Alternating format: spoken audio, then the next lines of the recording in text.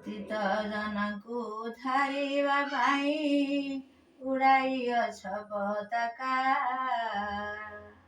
ବାହୁଟେକି ତୁମ୍ଭେ ବସି ଚାହୁଁ ଚାହୁଁ ବିପତ୍ତି କରୁଛ ଡକା। ମହାପ୍ରଭୁ ହେ ନାଶ ଗଲେ ତୁମ୍ଭେ ପରେ କି କରିବ କରୁଣା ଭଣ୍ଡାର ଫେଇ। ଦୁଃଖୀ ଗଲେ ନାଶ ଅର୍ଜିବ କି ଯଶ ପଛେ ଚଉବର୍ଗ ଦେଇ। ମହାପ୍ରଭୁ ହେ ଘୋର ନବ ଘନ ଥାଉଁ ଯେବେ ଦିନ ଚାତକ ଜୀବନ ହରାଇବ। ସମୁଦ୍ରେ ବରଷି ଘୋର ଜଳ ରାଶି ଚାତକ ବନ୍ଧୁ କି ବୋଲାଇବ। ମାଳତୀ ବକୁଳ ବିକଚ କମଳ ବନ ଥିବଳି ଯିବେ ମରି। ପୂର୍ଣ୍ଣ ସୁଧାକର ଅନାଇଁ ଚକୋର ମାଳିକା ଯେବେ ମରିବେ ଝୁରି।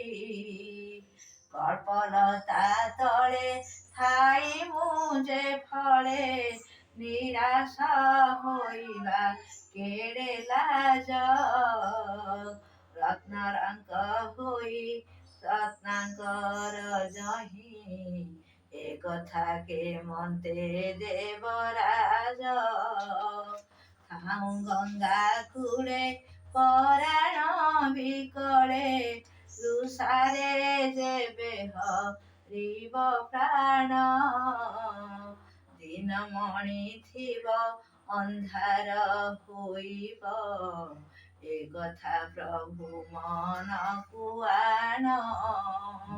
ସାମନ୍ତ ଯେ ଚତୁର୍ବର୍ଗ ଅଧିକାରୀ ଲକ୍ଷ୍ମୀ ପରିଚାରି ଥିବେ ହୋଇ। ହେମନ୍ତ ସାମନ୍ତେ ଆଶା କରି ଭୃତ୍ୟ ଭିକ୍ଷା ମାଗୁଥିବ ଦୁଃଖ ପାଇ। ଏଥୁ ଅଧିକ କି ଅଛି ଲୋକ ହସା ଆଉ କି ରହିଲା ପ୍ରଭୁ ଆଣି। ଝମକିଲା ସିଂହ ପ୍ରାୟ ଝମକିବା ବ୍ୟର୍ଥ ଧରିବା ଚକ୍ରବାଣୀ। ଦୀନବନ୍ଧୁ ବୋଲି ନାମ ଯେ ବହିଛ ଏହା ନଚେତ କି ଭାବଗ୍ରାହୀ।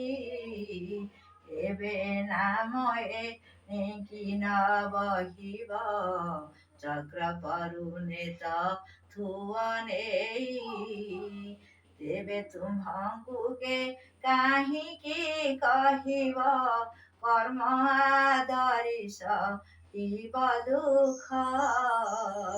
ନିରାଶ ଜଳଧି ତୁମ ନାମ ସିଧି ଜଗତରେ ବାଜି ଯିବ ଡାକ। ଆଉ ଭୁବନରେ ଠାକୁର ଖୋଜିବା ତୁମ୍ଭ ପରି କେହି ଥିଲେ ଜଣେ। ଦୁଃଖୀ ଲୋକଙ୍କର ଦୁଃଖ ହରୁଥିବେ କୃପା ବିଲୋକନ ନେତ୍ର କୋଣେ। ସୁଦର୍ଶନ ନାମେ ଚକ୍ର ବହିଥିବେ ଟେକି ବାହୁରେ ଦକ୍ଷିଣ କରେ। କହେ ନିତ୍ୟାନନ୍ଦ ଅପରାଧୀ ମନ୍ଦ ମୋହର ଶରଣ ତାଙ୍କ ଠାରେ। କହେ ନିତ୍ୟାନନ୍ଦ ଅପରାଧୀ ମନ୍ଦ ମୋହର ଶରଣ ତାଙ୍କ ଠାରେ। କହେ ନିତ୍ୟାନନ୍ଦ ଅପରାଧୀ ମନ୍ଦ ମୋହର ଶରଣ ତାଙ୍କ ଠାରେ।